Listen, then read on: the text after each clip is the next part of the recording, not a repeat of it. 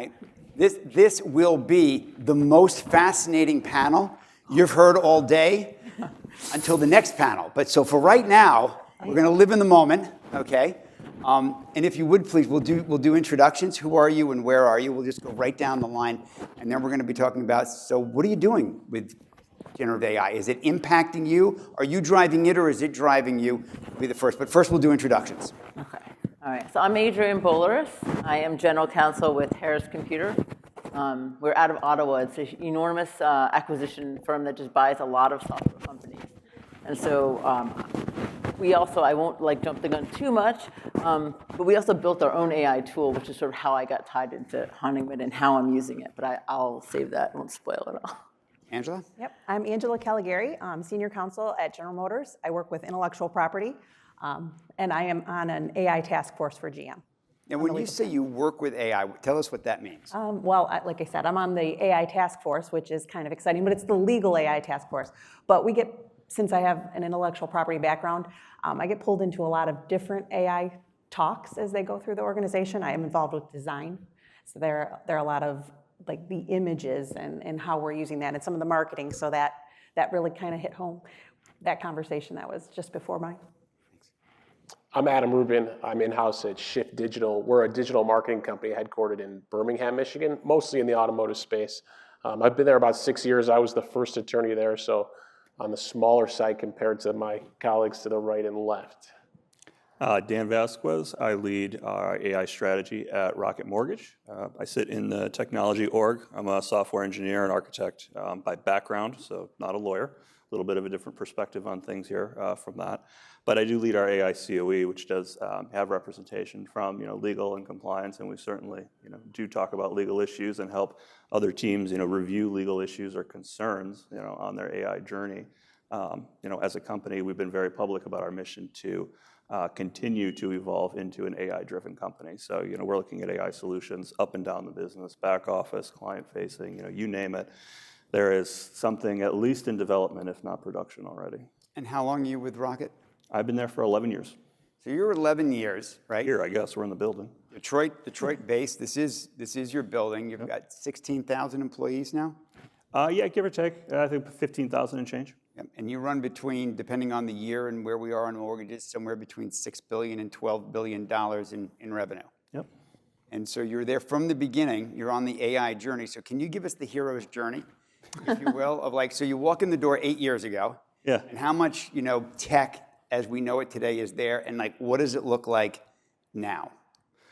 Sure. So when you define AI, which is hard to do, we were talking about regulation earlier, and that's been a big challenge there, is, okay, what is your definition of AI? But typically when I talk about AI, it's not just Gen AI. We also do talk about, machine learning and, more traditional AI. And we've had a very robust data science org, since I got here, involved in, how can we use predictive models, OCR, classification models, mostly to help, manage the documents that we take in. As a mortgage company, we're basically a document factory. So how can we make that more efficient? How can we make that more accurate? That's something we've been doing for over a decade. But, obviously then Gen AI shows up 2.5 years ago, give or take, and completely changes the game. I'd love to say that it was a hero's journey from the beginning, but I think we reacted the same way pretty much everybody else did, which was, oh shit, what is this? Shut it down. But we slowly opened up access, slowly engaged, with the major players, with Microsoft, with OpenAI, with Amazon and Anthropic through them, and started to wrap our heads around, what are the risks? What are the ways to mitigate those risks, like we talked about on the last panel. Okay, how can we protect our data? How can we make sure that Microsoft isn't going to take our code from GitHub Copilot and spread it all over the internet? But once you get those solutions in place, then we really started ramping up big time. I've led our AI COE now for about 1.5 years, and we've seen a lot of change and a lot of rapid growth in AI usage throughout the company since then. I want to talk about one of the advantages of being here in Detroit. What's an advantage when you think about the demand and flow of talent being in Detroit? Now, you might not have thought about that 5 years ago, or 8 years ago, or 10 years ago. But as you compete for talent today, and Detroit has this renaissance, if you will, of, I don't know, I think I counted $20 billion bedrock Bedrock, the building we're in? Bedrock, it's not Bedrock Real Estate, it's Bedrock. It's Bedrock Real Estate. It's Bedrock Real Estate. Sure, why not? All right, there we go. We'll rename them. Yeah. They've got $8, $10, $12 billion in projects going on. Demand and flow of talent from where you sit. The competitive advantage that you have being here in Detroit, close to the University of Michigan, et cetera. Yeah, we do have a good partnership with the University of Michigan. We partner very closely with some of their professors and their entire, data science department. So we get to engage with them. We get some good, resources. Number one, throughout, the rest of the industry and academia to try to keep up on the latest and greatest. One of the things we're really engaged with them is the idea of explainable AI. Everybody says it's a good idea, but nobody knows what it is or how to do it well. It's very much still a research thing, in our opinion, so partnering with folks like that. And Michigan State, obviously, we have a great relationship with. Even Oakland University locally has a pretty good data science department, and we work with them pretty close as well. Super. Adam, same question for you. How are you incorporating generative AI into the business? So from a legal department standpoint and from the rest of our company, it's actually preparing for this meeting was great for me to talk to Angela, as she's already been called on. It's really, at our company, it's really the leaders of individual departments have been taking the initiative to go after, like, here's what's going to work for me, here's what's going to work for you. And I would say our software developers are the top. They're really the experts on it. In the legal department, we're small. I've been kicking the tires about, you said 2.5 years it's been going on. We were kind of early adopters of a contract repository tool that at the time I didn't even realize it would be called AI. It was more just machine learning, but it actually is AI.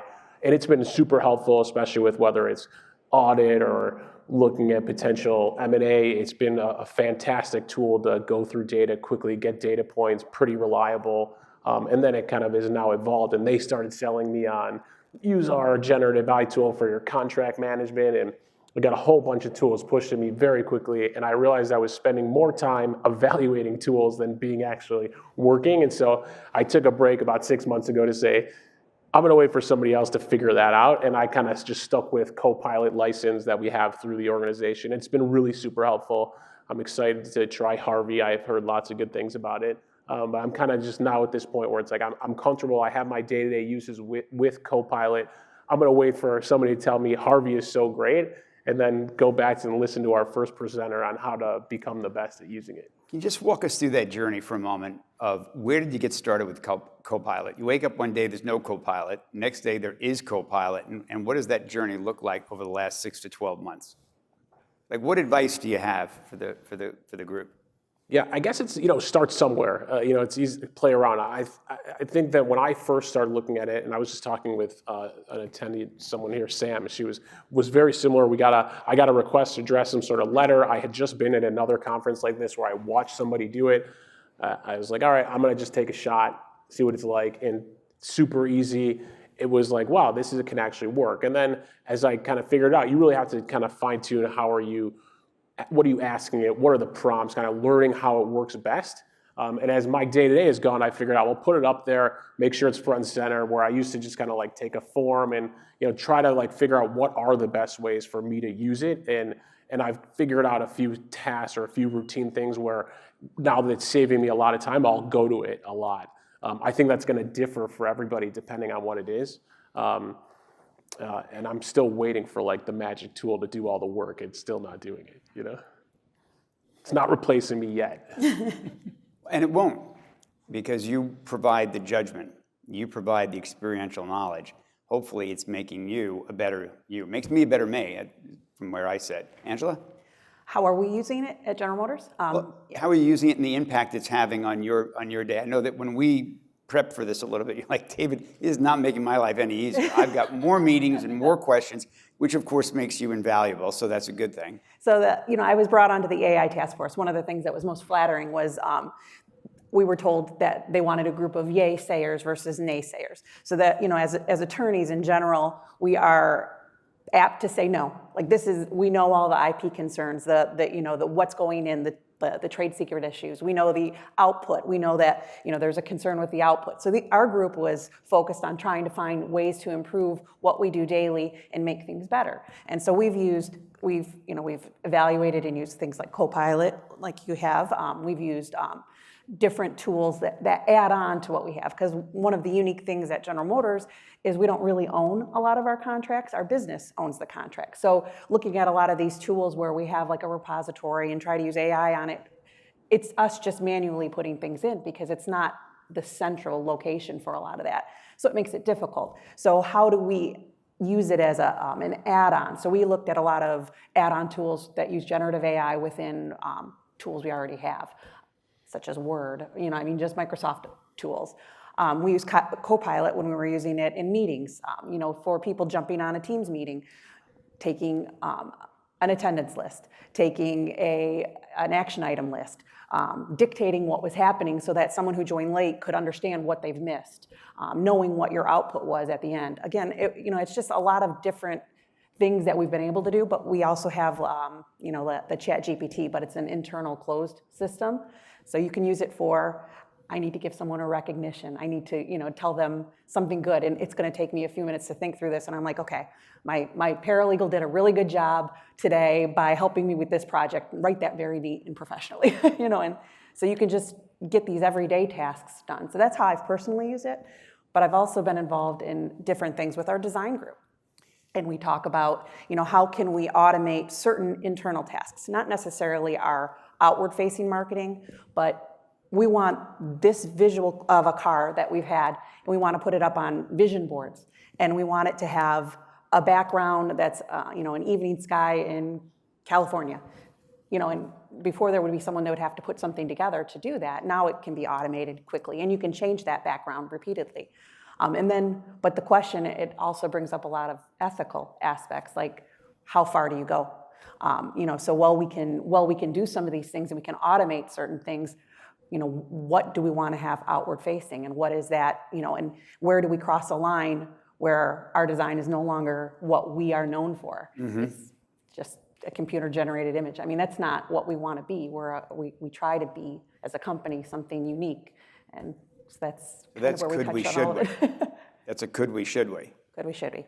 Can you talk a little bit more about a closed system? Where's Amanda from Harvey? Did they lose Amanda? Are they outside? I won't get the, maybe I'll get somebody else. I want to talk about closed systems. I think it's important to understand when you're using Chat GPT, you're using the free version or the $20 version, like that's out into the world, right? So whatever you say, other people will have access to that, somehow, some way. Where it's a closed system, it's a little different. Can you explain that? Well, what I understand, again, I'm not the architect. The way I understand, it's our data that's training it. So we're using our information or information that's contained and we know the ownership of, so that we can use that for outputs. Then none of our input is shared outward. So it was things that were talked about earlier. Adrian? So I have an interesting use case for. A lot of what you guys said, I won't reiterate, but yes, those are all good. Actually, I want to tee you up just a little bit differently. Oh, okay. Because you're running also, you're an architect and an implementer in your legal ops role. Can you just sort of explain what your role is? Yeah, it's not what I'm doing. I decided to do this kind of like innovation on my own. So I'm supposed to be just general counsel for this large company, about 30 to 40. Just general counsel. Just general counsel for 30 or 40 businesses. But in doing that, so like I said, we do a lot of acquisitions, right? And when we're bringing on new companies, there's all the contracts, there's that due diligence, and sometimes there's people working all weekend trying to get through these contracts and see like what relationships do they have with the clients. And it's a very intensive job. It's not even my job, which is great, but I field the questions about it. And they'd say, oh, we spent this whole weekend, but we need to deploy this capital. And so our CTO started building a tool, and it took a while, right, to build our own AI tool. It's closed, and it's like hours. We didn't use any of the. So in this process, we used an external tool once. We said, okay, we don't have time to do all this evaluation. I'm not going to name them because it didn't go so well. But they did, because we gave them 500 contracts, right? And we said, okay, evaluate these 35 clauses. And they did, and they sent back this sort of big, messy sort of Excel table. And you still had to look at it and go, okay, there's 500 contracts listed and these 30 or 40 terms across the top, and now you have to go and analyze, like in each piece it would say either one, can't find the data, that happened a lot, or you didn't interpret it right, or it just gives you the answer. Okay, the liability clause says blah, blah, blah. And we're like, we paid like $70,000 for this, and it's half accurate, and you still have to go through everything. It's still a huge amount of work, right? It's sort of extracted it, but I said, there's got to be a better way. We're doing this constantly. So we built our tool that starts with something like that. And I said, let's build a whole nother layer. This is where it's not really my job, but I did it anyway. I'm going to go and rank personally each of these 30 or 40 criteria and give them like -5, -3, 0, 3, like based on what it says. Is the liability limited to direct damages, and is there a cap? And okay, that gets a +7. And so we did do every piece and then all the way down, and then through the analysis, instead of getting a messy table, you get this beautiful table that gives you color-coded green, red, like the clauses are good, bad, and then the overall company, we would be able to send our leadership, hey, you want to acquire company ABC? They had an 87, which is like hundreds of best. This is a really good one. If it had maybe a 33, now we got to go deeper in. What were all the risks in the contract? So to me, it was so kind of fun and creative, and we got to take it like a step that I haven't seen others do. And then I said, why are we not selling this? So that's how I sort of pitched myself in. And to do it, I used other AI. So when I was trying to explain my idea, I'd go into some of the chat type ones and go, give me an image of a green circle around a number 87, so I can tell the designers, like, this is what I want it to look like. So hold that thought right there. So we have a general counsel of Harris. What is anybody noticing about the demand and flow of talent and careers that are possible in the future? Is this a typical GC? Anybody? Or is this GC that's like radically curious about this crazy thing, and I don't even know what it is, but I'm really curious and I'm going to take myself in this direction? Does anybody see where there might be a demand for this kind of GC in the future? That the role is evolving and emerging in a space that we can't quite name it yet, which is why I'm so bullish on the roles for all of you, that AI is not taking anything away. AI is going to empower a whole new set of roles. Whether you're in-house or outside, it doesn't matter. Dan, you want to comment on that? That was a great example. That was fantastic. Thank you so much for that. Dan? Yeah, I mean, it's certainly not taking over roles, at least not yet, but it is definitely changing roles and is going to keep changing roles. One of the ways that I think we're seeing that already, and we're going to see that a hell of a lot more as time goes on, is this morning, in that keynote, we heard a lot about how to effectively use AI, right? It's not just Google, right? You want to treat it like you're giving instructions to a human. Good managers are actually really good prompters and really good users of AI. I heard Jensen Huang from NVIDIA at a talk last week actually mentioned how their research and what they're saying is like Gen Z and like young folks that you would normally expect to be early adopters and like, oh, technology is secondhand to them. They're actually really bad at AI because they're not used to giving instructions. They're not used to setting expectations. They're not used to grading folks on outcomes, right? But managers are. And so as these tools become more prevalent, as you start to get more and more capable agents, you're going to see a lot of folks where their role was much more doing work, much more individual contributor. Now they're managing a fleet of agents. Right? It's kind of like that promotion, and I think most folks have been through that in their career where, I used to be an IC and now I'm a manager, and I'm leading the same people, but my job is completely different. You're going to see a lot of that. It's great that you bring up managers, because one of the things that managers do is they know what the expectation is. They know what to do, they know why, and they have a pretty good idea of how. They might empower the how, but they know why.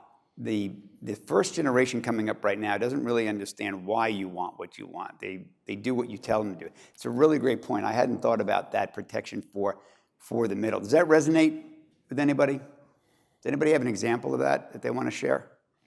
Or question on the middle?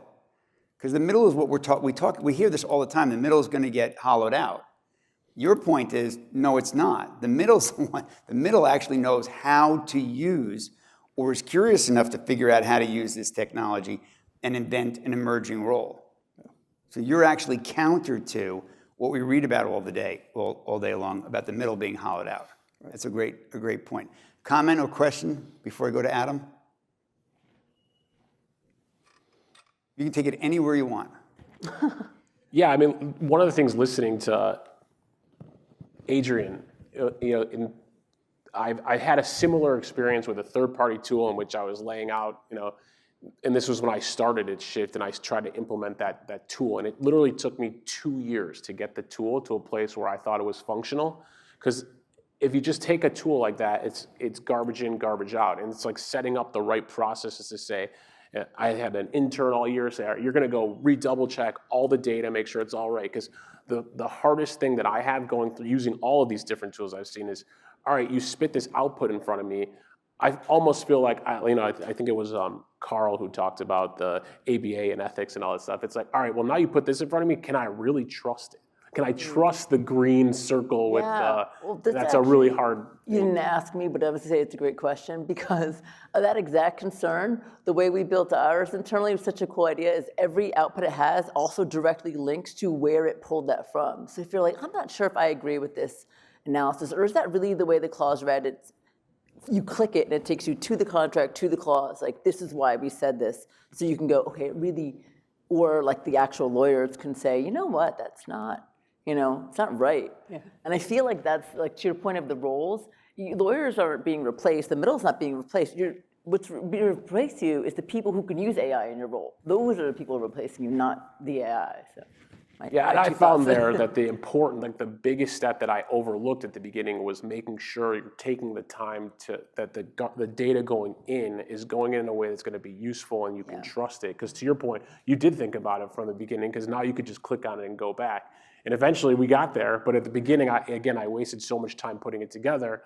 I shouldn't say wasted because it actually is a very fruitful tool, and the accounting, finance as a whole, like throughout the whole organization is using it in a way that getting data faster is better for all of us.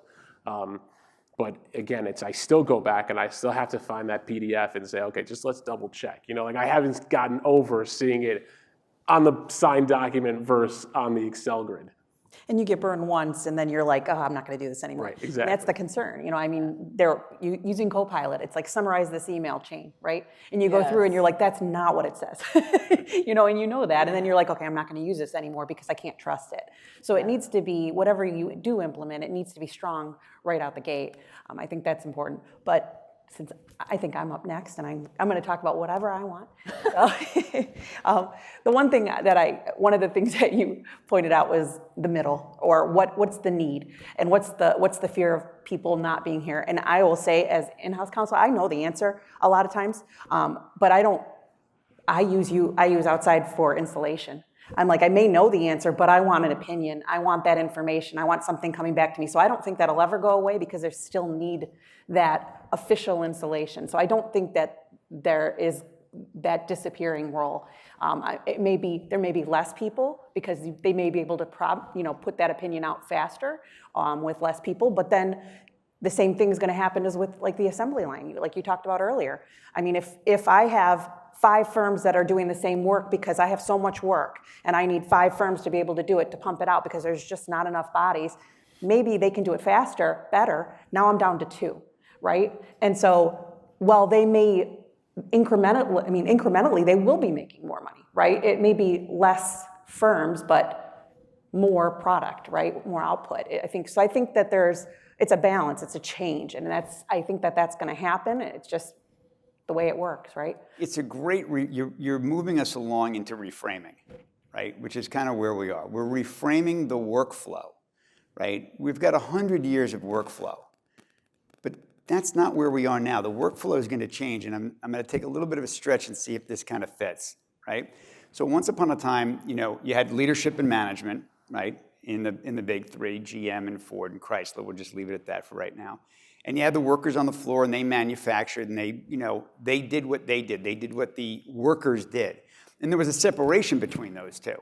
I paid you to put the tires on and put the dashboard in and get the car out the door, and we kept the profits at the top. Then what happened with the UAW? What happened in the 70s and 80s and 90s? Did the distance shrink between management and the worker? Was there collaboration? Did the worker and the floor, did the UAW have a piece of the pie for their efficiency? Did they become actors at the table? Anybody? Anybody know more than I do about the UAW? Please, somebody tell me they do. Well, that's what happened. So that shrunk together. And all of a sudden you had a collaboration. I see that. Dennis, help me out here. I see that with inside and outside collaborating more. You need their expertise. You only have so much talent at GM. You only have so much talent at Rocket, although you seem to have more than anybody else. Just by the nature of your business, you're that kind of business. You don't have that same level of talent. You can't afford that same talent. So here's the talent, right? Honigman is making the investment in people, process, technology. They have what you need. You're keeping, but there seems to be more of a collaboration coming together. Dennis, you want to help me out from what you're seeing? Dennis Kennedy? This is a really interesting point for me because I talk to people who are in-house who say, what we would like to do, and I saw it in the last session where we're talking through the procurement process. See, my outside firm, what I'd like to know from them is sort of the wisdom they've acquired. Like, what are the tools they're using? What have they found? Like, what's good or bad? Can I get that information? Because in-house, I have too many things going on, especially at GC, who, you know, when I was at MasterCard, our GC did a lot of public policy stuff. And so running the whole law department becomes difficult because you have many things to do.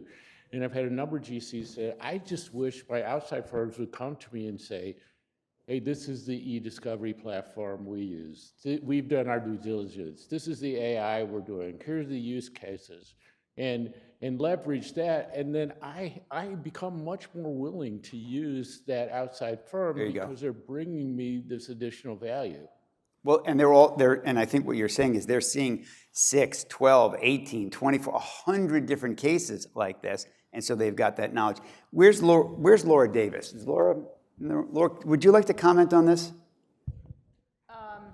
And then I want to ask Evan Liven. So I would say, and David, you just brought this up, and I think it's been a theme kind of throughout the panels, but the importance of, it's not just the technology, but it's the people, the processes, and the technology. And I think Adrian's example is really cool, but they have the ability to develop this in-house, you know, where I think a lot of organizations don't. So, you know, how can we collaborate inside, outside counsel to get the right people, the right process, the right technology? Because a lot of the technology platforms, you know, and no criticism to, you know, what Harvey and co-counsel are doing, but the platform's not really built out. So how do you review thousands of contracts in a meaningful way across a group within that? And I think, and I think there are some instances in which you can do the same, you know, the same project comes up over and over again, but there are also special projects where how do we build out this process with the right people and the right technology for special projects as well? Where's Honigman's head of M&A? Do we have an M&A person in the room? Esther, help me out. I think he stepped out, but I think Jordan would like to step in for his. So I'm going to ask Jordan a question, and then Jordan, make any comment you want. So I've got a problem. I've got an M&A problem. I've got, you know, I'm acquiring. How many companies are you acquiring on a regular basis? Maybe 20, 30 a year. 20 or 30 a year. I don't want to do this alone. Can you help me out? I need you to co-create something with me here that's going to make this easier. I'll pay you the $1,000 or the $1,500 or $2,000 an hour to spearhead it, but I'm not paying for all this over here. Can you help co-create something new with next-gen technology so that this is all a whole lot cheaper on one end and really interesting on the other? Yeah, certainly. I think that we would work together. Good answer. Okay, this guy's going places. He's a rainmaker, I can tell. Thank you, David. Save me for myself. You take it anywhere you want. No, I think that tool is very interesting. What I was going to say is that we would work with our clients, work with Adrian to evaluate what those parameters are, what the topics are that you want to cover, how we want to cover them. One thing that I was curious about is whether that tool that you developed when you're doing deals and working with your M&A counsel, do they have access to the tool, or how are you sharing responsibility for contract review, and how does their review fit in with your system? Yeah, so typically the contract review part had been left to we have a few legal groups, so the business groups, and the M&A team was just structuring the deals. So it's actually, they have access to the tool. They're not the ones using it now as much, I would say. Like, they kind of do more on the deal structure itself, and how's that, analyzed. And so we, because it's sort of brand new, and I kind of made it up myself, are the ones using it right now. But it's very new, and it's really exciting for us. So now we're sort of training them on, like, I only have so many of myself to go around. It's like I can't do them all. So we just started training them, and just had like some training videos. Okay, this is really easy actually, and we made it so, the way I tried to explain it to our tech team was like, I know you all think lawyers are really smart, and we are, but pretend we're just, like, we're too smart all the time. We have to be stupid for tools. We don't have time to learn. We don't have time to train. It has to be like iPhone level, push the button, like crayon written instructions, nothing complicated. Imagine you're making it for a 5-year-old. So that's why we're like color dots. Like, you can click in more of anything you want, but you also don't have to, kind of idea. So we didn't work in creating it with outside counsel, but my neighbor, Rachel, over here with Honigman, I said, I know your IP, I've used you at a bunch of places. Now that we created it, help me know what to do next. Like, get your people on, so now we know how do we protect it. But I like the idea of kind of the collaborating, because that would be, that next step of the expertise we don't have that, And we're hoping, like, your kind of firms that do M&A can use a tool like this. And how do you then, like, save your clients money, because they don't have to pay $1,500 an hour to review contracts, So we can chat on that later. Perfect, thank you. Other thoughts? Where's Rachel? She's over there. Rachel, you're up. Comment, thought. Hey, what's coming up for you? Like, what do you take back? So here's the question that I'm going to ask all of you. We've got 5 or 10 more minutes for the panel, and then I want to ask all of you before we break for lunch. Come smart, leave smarter, and with an action item that you can take back to the office on Monday morning. What will you take back with you on Monday morning? You've spent a day, or half a day at least, here. What are you going to bring back and go like, you know what? I'm putting this on my to-do. I'm going to take action on this. I'm just looking for 4 comments before we break for lunch. If I don't get 4 comments, we don't break for lunch. So that's how it works. Rachel?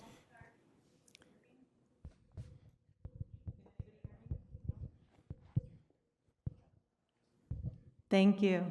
Oh, I can hear myself now.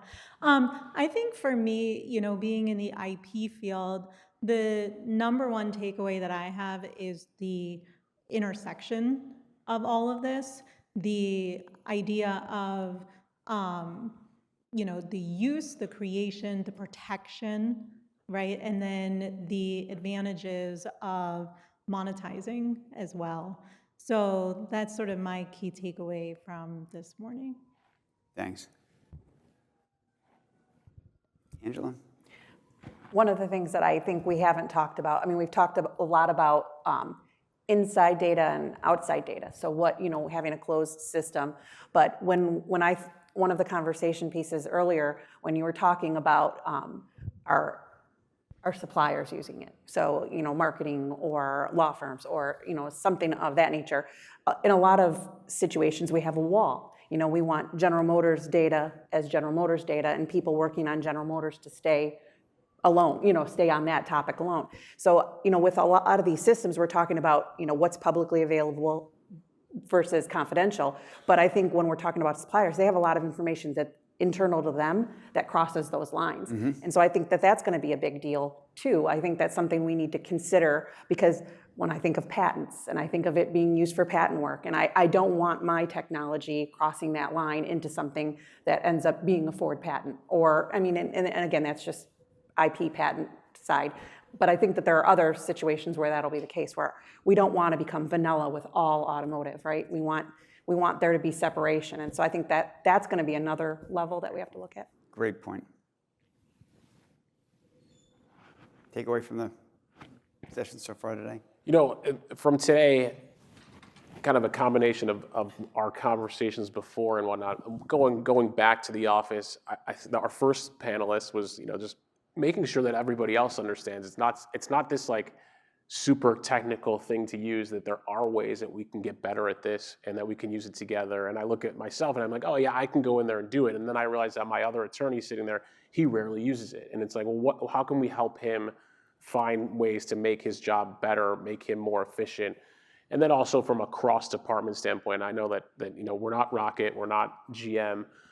A lot of times we end up using our information security, privacy, regular cadence meetings, and it falls over. And I think it was Stephen who said, you just tack on AI to everything else, right? And how do we as an organization, going back, centralize that so that the developers are sharing all these new latest and greatest with the finance team, with customer support, with the call center, making sure that we can all get the benefit of the latest and greatest, knowing how fast it's changing.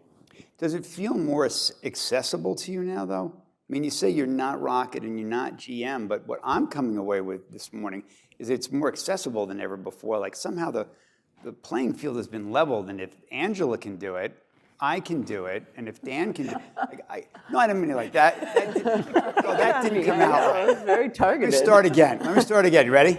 If Dan can do it, I can do it. It's like... I felt really good, by the way. We were having this pre-call for the session. I felt really good about how I was using it, and then I heard Dan talk about how he was about to integrate with this and do that. I'm like, oh man, I don't know how to use this stuff. Who am I kidding, Well, in fairness, neither did I. We're all figuring it out. ChatGPT came out, 2 years ago, 2.5 years ago? Anybody that says they're a seasoned expert in this is full of shit. So we're all figuring it out. But do you feel it's more accessible than ever before?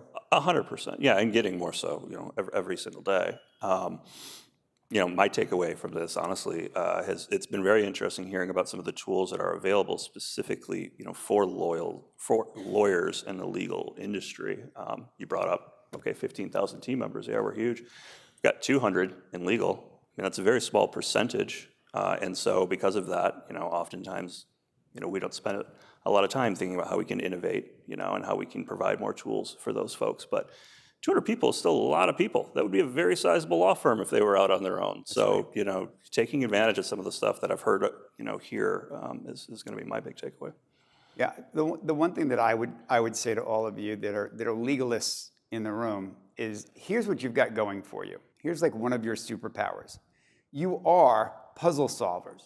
Like by nature, you figure things out, right? You're given some set of circumstances, very often an incomplete puzzle, right? And you've got to go find and hunt and figure out how this is all going to make sense. And it's like wildly deep in terms of a lot of what you have to do. This is a piece of cake in comparison to what you've gone through, from elementary school to middle school to high school to get into college, to get into law school, to get out. Like all of that work is nothing.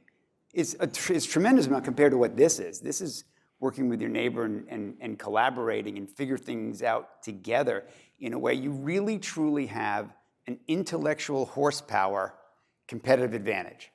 Your intellectual horsepower is a competitive advantage across almost everybody else except maybe engineering. I mean, you're in a big firm, right? Like, who has more of a competitive advantage than the law department in Rocket? For real. I don't know, but I definitely get your point. Having that breadth and seeing the entire business, seeing the entire industry from that lens, and having that level of education and expertise, it's absolutely a superpower. How many of you were English majors? Now, hands up. How many were English majors? Not that many. Philosophy majors, poli-sci. Like, there's a lot of reading and critical thinking in there. You had to think. That's what it takes to work with this technology. That's the combination. I'm good. I think we're ready for lunch. I'll take 2 comments from the floor. Any final thoughts? Dan, final thoughts? No, let's hear from the audience.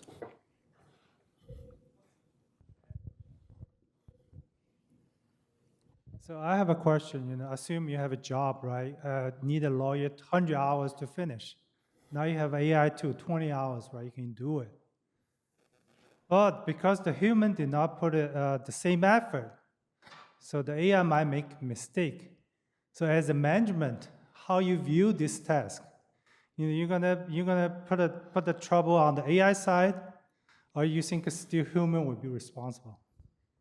So is your question, who are you going to blame for this, and then who's going to take responsibility? Who takes responsibility? The human. I mean, it's if you do your assignment in Word and it comes back in the wrong language and you send it out and they can't read it, it's still your fault, right? I mean, I guess, if you're driving, it's the same thing with the autonomous driving, right? You're driving a vehicle, and if something happens, you're behind the wheel still at this point, right? I mean, those are those are all things that are, right now, it's you have oversight. You still put 20 hours and you build 20 hours, and it's your work product, regardless of how you did it, right? I think there's like a risk tolerance too, because to the point of the car, like it's still gonna have less accidents than just a regular person driving the car. So you have to get an appetite for like, what is your business willing to accept? Because there will be errors, no matter if it's AI or if it's human people. It feels better when it's humans because you think there's less, but there's not. So if you're willing to say, yeah, we're gonna use this tool and it's gonna have a 5% error rate. But if we actually look back at what our team did, it was like a 15%. So maybe we're just accepting a lower, or you wanna put the extra time to like go through, right? Like I could click at every clause that we come up with and go, did it really pull the right thing? But that probably wouldn't save as much time. Yeah. I don't bill by the hour though. Any other questions or comments before we break? Esther? Thank you so much. Thank you to Hani.